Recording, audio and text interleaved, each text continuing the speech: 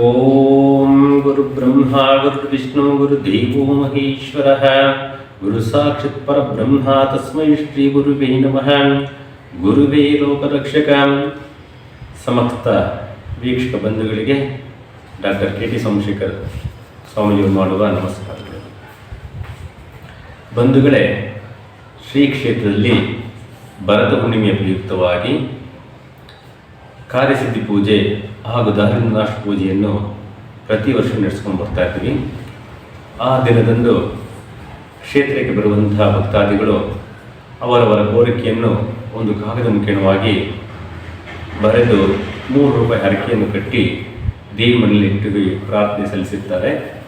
ಅವರವರ ಭಾವಕ್ಕೆ ತಕ್ಕಂತೆ ಅವರವರ ಕೆಲಸಗಳು ಮತ್ತು ಆರೋಗ್ಯ ಸಮಸ್ಯೆಗಳು, ವ್ಯಾಪಾರ ವ್ಯವಹಾರದಲ್ಲಿ ಅನುಕೂಲಗಳು, ಆ ಸಂತಾನ ಶುಭ ಕಾರ್ಯಗಳು ನಡೀತಾ ಬಂದಿದೆ. ಹಾಗೆಯೇ ಇಲ್ಲಿ ಒಬ್ಬ ಭಕ್ತರು ಒಂದು ಹರಕೆ ಚೀಟಿಯನ್ನು ಕಟ್ಟಿಟ್ಟಿದ್ದಾರೆ.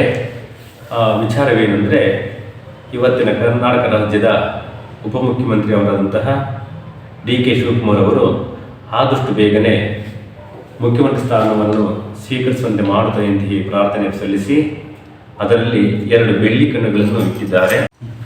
ಬಂಧುಗಳೇ, ಈ ₹3 ಹಣದೊಂದಿಗೆ ಈ 2 ಬೆಳ್ಳಿ ಕಣ್ಣುಗಳನ್ನು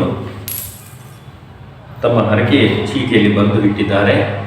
ಅವರೇನು ಬರೆದಿದ್ದಾರೆ ಅಂತಂದ್ಬಿಟ್ಟು ನೀವು ಏನು ಬರೆಸಿಟ್ಟಿದ್ದಾರೆ ಅಂತ ಅದರಲ್ಲಿ ನೋಡಬಹುದು.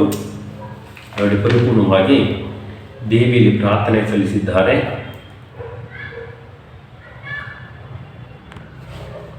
ಈ ಪ್ರಾರ್ಥನೆ ವಿಚಾರವಾಗಿ ನಾವು ದೇವಿಯಲ್ಲಿ ಅಪ್ಪಣೆಯನ್ನು ಕೇಳುತ್ತೇವೆ.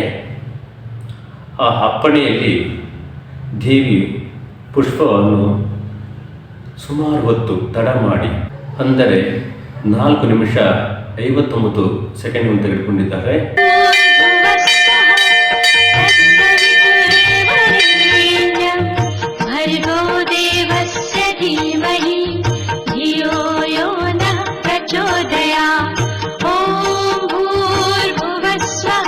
ಈ ಅಪ್ಪಣೆ ವಿಚಾರವೇನೆಂದರೆ, ಇವರಿಗೆ ಮುಖ್ಯಮಂತ್ರಿ ಆಗುವಂಥ ಯೋಗವೇನೂ ಇದೆ. ಆದರೆ ಮುಖ್ಯಮಂತ್ರಿ ಸ್ಥಾನಕ್ಕೆ ಕೂರೋದಕ್ಕೆ ಹಲವು ಜನರ ಅಡೆತಡೆಗಳು ಇಲ್ಲಿ ಕಂಡು ಬರ್ತಾ ಇದೆ ಅಂತ ಅರ್ಥ.